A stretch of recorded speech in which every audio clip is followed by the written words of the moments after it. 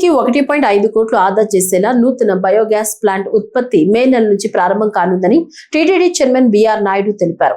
తిరుమల కాకులమాను దిబ్బ సమీపంలో IOCL biogas plant నిర్మాణానికి గతంలో టీటీడీ చైర్మన్ శంకుస్థాపన చేశారు. ఈ నిర్మాణ పనులు పూర్తి కావస్తున్న నేపథ్యంలో మంగళవారం ప్లాంట్ ను సందర్శించిన చైర్మన్ ఇంజనీర్ల నుంచి వివరాలు అడిగి తెలుసుకున్నారు. ఈ సందర్భంగా ఆయన మాట్లాడుతూ రోజుకు 40 టన్నుల తడి చెత్తతో బయోగ్యాస్ ఉత్పత్తి ప్రారంభం కానుందని తెలిపారు. వెంగమాంబ అన్నప్రసాద వితరణ కేంద్రానికి పైపులు ఏర్పాటు చేసి బయోగ్యాస్ ను ఉపయోగించుకోవటం వల్ల టీటీడీకి 1.5 కోట్లు ఆదా అవుతుందని తెలిపారు. ఓం నమో వెంకటేశాయ. గత 4-5 నెలల క్రితం నేను ఇది ఫౌండేషన్ వేయటం జరిగింది.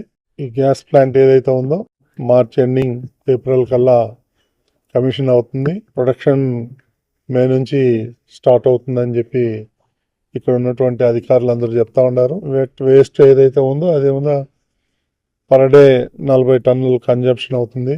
మనం ఇక్కడ నుంచి పైప్ లైన్ వేసుకొని ఏదైతే వెంగమాంబ క్యాంటీన్ ఏదైతే ఉందో దానికి సప్లై చేస్తారు.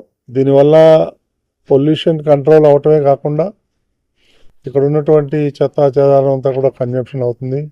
దాని ద్వారా గ్యాస్ ప్రొడ్యూస్ చేసి మనం టీటీడీ వాడుకుంటుంది. దీనివల్ల 150 లక్షల దాకా సేవింగ్ అవుతుంది టీటీడీకి. త్వరగా దీన్ని ప్రారంభించాలని చెప్పేసి నేను ఇక్కడ చేస్తున్నటువంటి ఇంజనీర్లందరినీ కూడా కోరటం జరిగింది. ఓం నమో వెంకటేశాయ.